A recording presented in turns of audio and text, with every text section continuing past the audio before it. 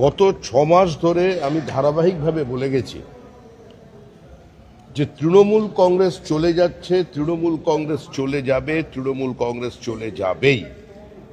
এবং তৃণমূল কংগ্রেস চলে যাওয়ার পরে তৃণমূলকে আক্রমণ করবে। আর সেই সময় আমাদের সতর্ক থাকতে হবে। রাজ্যপালের কাছেও আবেদন জানিয়েছিলাম আপনাদের মাধ্যমে, নির্বাচন কমিশনের কাছেও আবেদন জানিয়েছিলাম।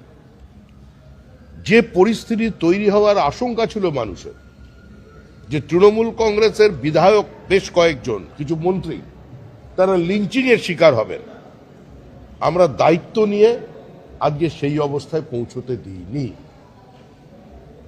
কিন্তু দীর্ঘদিনের অবদমিত ক্ষোভ এবং না পাওয়ার ব্যথা যদি তৃণমূলের একাংশকে তৃণমূলের বিরুদ্ধে আক্রমণ করতে উদ্যত হয়ে থাকে, তো সেখানে প্রশাসন কি করবে? যে ঘটনা ঘটেছে, এ ধরনের ঘটনা কোনো সভ্য সুস্থ সমাজে কাম্য নয়। আমরা যে কোনো ধরনের হিংসার বিরোধিতা করছি এবং গতকালও যা হয়েছে তারও আমরা বলছি যে এটা কাম্য ছিল না, এটা হওয়া উচিত নয়, এটার সঙ্গে বিজেপি দূর দূর পর্যন্ত কোনো যুক্ত নয়, এটা তৃণমূলের সঙ্গে তৃণমূলের গণ্ডগোল, কারণ তৃণমূল আদপেই কোনো রাজনৈতিক দল ছিল না। যারা অভুক্ত ছিলেন তারা এখন আক্রমণ করছেন। আর প্রশ্ন তো মানুষের মনের মধ্যে আছে, এখন বিবৃতি দিয়ে কি হবে? 321 জন বিজেপি কর্মী খুন হয়ে গেছেন 2016 সালের আগে থেকে। আপনারা একবার 2021 সালে নির্বাচন পরবর্তী 15টা দিনের কথা, 25টা দিনের কথা চিন্তা করুন, আর আজকে তাকিয়ে দেখুন।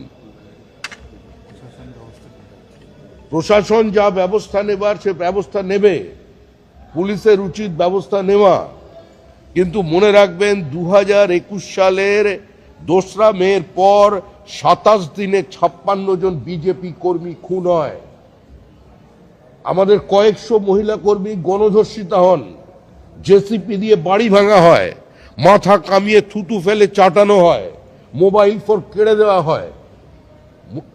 বাগবাজার এলাকায় একজন সন্তোষ ট্রফি খেলা ফুটবলার, অত্যন্ত দরিদ্র পরিবারের বাবা, প্যারালিটিক, মা অন্যের বাড়িতে পরিচারিকার কাজ করেন, সে সুইগি জোম্যাটোর মাল সাপ্লাই করে। এই ধরনের একজন প্রতিভাবান ফুটবলার তাও খেলা ছাড়েননি, সাঁড়াশি দিয়ে তার নোখটা উপড়ে নেওয়া হয়েছিল, 2টো হাত ভেঙে দেওয়া হয়েছিল শুধুমাত্র বিজেপির বুথে বসার অপরাধে। সেক্ষেত্রে তৃণমূল তো আছে, স্বচ্ছন্দে আছে। ওরা ওদের পারিবারিক অশান্তিতে ভেতরে কে কি বলছে আমাদের জানা নেই। কারো কারো বিবেক জাগ্রত হয়ে যাচ্ছে, হঠাৎ বোধোদয় হয়েছে, বিলম্বিত বোধোদয়। আর কেউ কেউ মনে করছেন এ ধরনের বিবৃতি দিয়ে দলের সমালোচনা করেই শাসক দলের দরজা খোলা থাকবে, আর তার মধ্যে ঢুকে পড়বেন।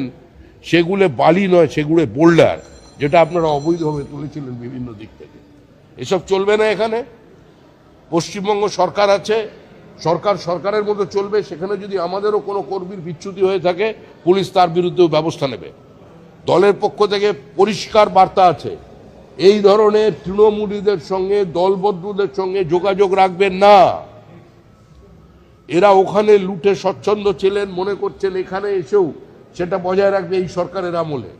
ওখানে কিছু পায়নি বলে এখানে আবার অটো, টোটো, বাজারের ইউনিয়নের ব্যবস্থা করবে, এ সমস্ত চলবে না। শুভেন্দু অধিকারী অত্যন্ত দক্ষ প্রশাসক, তিনি এর মধ্যেই দৃষ্টান্তমূলক বেশ কিছু সিদ্ধান্ত নিয়েছেন এবং সেই সিদ্ধান্তকে আমরা দল হিসেবে আমরা শুধু স্বাগত জানাইনি, সমাজের সর্বস্তরের মানুষ স্বাগত জানাচ্ছেন। সরকারের কাছে অনেক কাজ করা বাকি। মাথায় একটা টুপি পরবো আর তারপরে হেলমেট ছাড়া 3 জন মোটরসাইকেল নিয়ে ঘুরে বেড়াবো, পুলিশ ধরতে পারবে না। আর কেউ এখন মনে করেছেন মাথায় একটা গেরুয়া ফেট্টি বেঁধে নেবো আর জয় শ্রীরাম স্লোগান দেবো, হনুমানজির পতাকা নিয়ে হেলমেট ছাড়া ঘুরে বেড়াবো, দুটোর কোনোটাই চলবে না। আরো লেটেস্ট খবরের আপডেট পেতে ফলো করুন রাতদিন.in।